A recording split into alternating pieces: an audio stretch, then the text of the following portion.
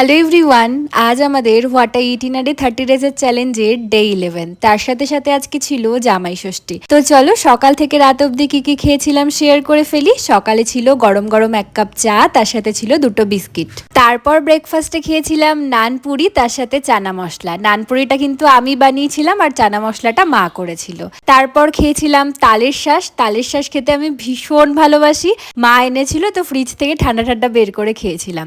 দেন আমার পাশের বাড়ির ছোট্ট ভাইপো মিমি এটা খাও বলে হাতে ধরিয়ে দিল একটা পেপসি, যেটা খেতে তো ভীষণ ভালো ছিল। তারপর বসে পড়েছি লাঞ্চে। লাঞ্চে তো আজকে জামাই ষষ্ঠী স্পেশাল এলাহি আয়োজন ছিল। ভাত, 5 রকম ভাজা, স্যালাড, ডাল, চিপস, পটল চিংড়ি, 2 রকম মাছ, চাটনি, পাঁপড়, মিষ্টি, মিষ্টি দই, ফল, রায়তা, মানে কি ছিল না।